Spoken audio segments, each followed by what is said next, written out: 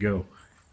Well, hey guys, welcome to Air Custom Knives. Today we're going to show you an air compressor, and so we are going to do a video about that today.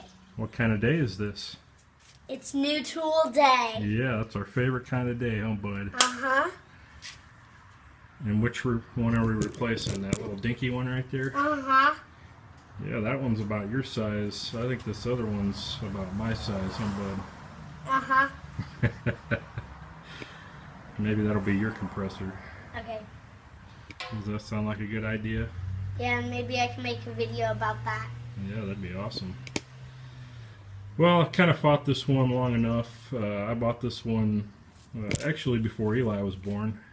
I've had it for several years now, and it's actually a pretty good little compressor for what I paid for it. I think I paid maybe $125 on Craigslist probably 7 or 8 years ago.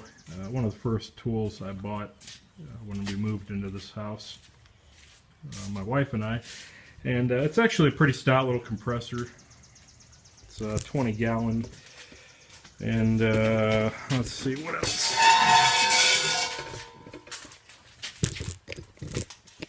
I think it's got a max of about 125 psi. 4 cubic feet a minute at 90, 6 at 40. So for the most part, little tools, if you want to run them, it will. Just not for very long. The thing will be constantly trying to fill itself. If you're using average size impact wrench, die grinders, I probably wouldn't even try to run on that thing. And other tools I've tried to run, like I say, it'll do it, but just not very well, or not for very long. So decided to finally go ahead and upgrade. I've been trying to run the sandblast cabinet for some different tools and things that I'm making. And, it's really supposed to be a minimum of 9 CFM. Like I say, I'm using about 4, so less than half of what they say is required for this. And, I can get it to work, like I say, but it's just constantly running this motor and really not giving me the results I need. So decided to upgrade from, like I said, an Eli size to a daddy size. And hopefully this one will be close to as big as I need. Probably not as big as I would have wanted, or as heavy duty as I would have wanted. But for what I do, honestly, it's probably more than enough, and should at least let me run the sandblast cabinet pretty well as impact wrenches, die grinders, and other things. And I may even think about running some hard lines through the shop, or I know there's some flex line that they make nowadays. It's kind of like PEX.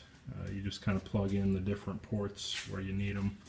I'd like to run something like that around the shop towards the different tools, over by the mill and the lathe to blow that off. Maybe by the grinder, the workbenches, just to be able to run various tools throughout the shop without really having to stretch a cord everywhere. So that'll be something in the future. For now, I do still need to wire it up to a 240 breaker, as well as get some pipe fittings and probably a filter. I don't think I really need a lubricator yet for the type of tools that I use. I'll just oil the tools as I use them. But at the very least, I want a filter to kind of take some of the condensation out. An air dryer would be ideal, but then you start getting this kind of some big money, which for my purposes, not running the thing all day long, really not going to be all that necessary. So that's it. New tool day. 60 gallons, 155 max PSI. CFM is almost triple my other compressor. It's 11.5 at 90. And like I say, it should be a nice little upgrade to the shop. And maybe I can branch out into using some other tools that this compressor wasn't quite, the old compressor wasn't quite big enough to handle. So I got to put oil in it, got to break it in, wire it up.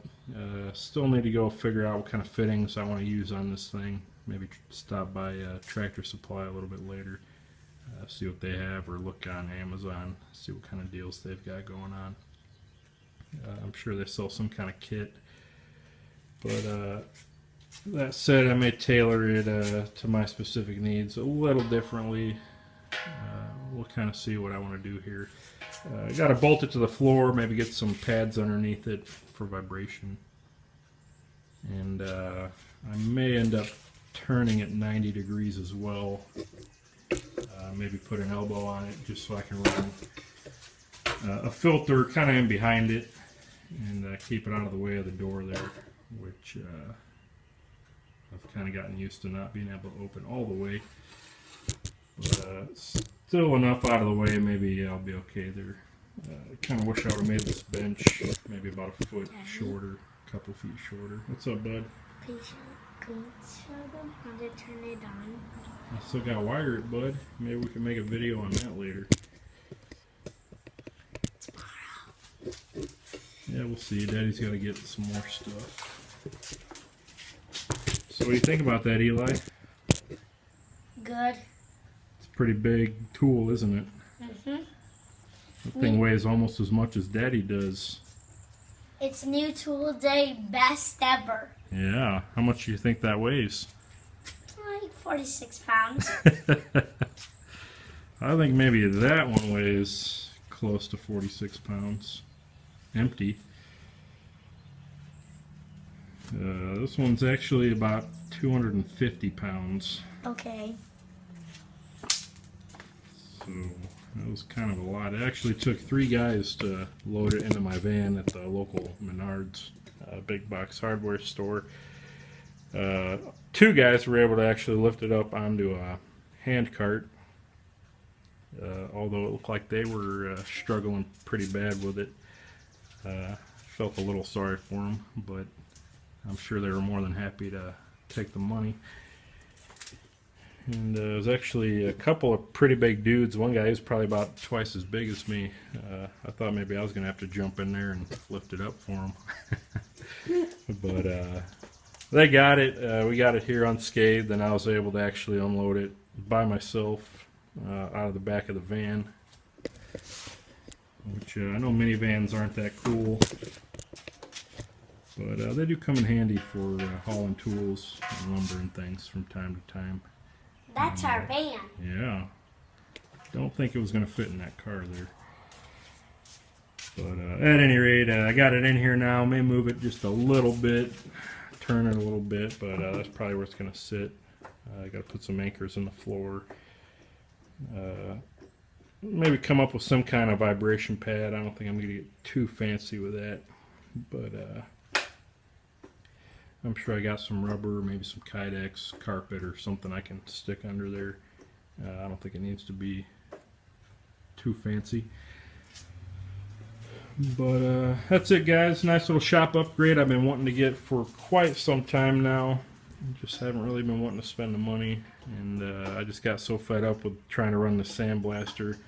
You know, taking 10 times longer to blast something than I should have. I figured it was time for a much needed upgrade, and this will definitely be something I can grow into in the future. Get some other tools, you know, plasma cutters, maybe even a CNC, or you know, something else that might take a little bit of CFM to run. You know, that'll be a nice little thing. Yeah, what do we want them to do, Eli? You can send us the comments, but make sure you take care of it, because it might not work until then. If you know, should they thumbs up? Yeah, you should thumbs up. Should they subscribe if they haven't already? Subscribe down below and have a and make sure you're subscribed, and don't unsubscribe, and you can subscribe on my finger if you want to. And that's it for day in this tutorial. Thanks for watching.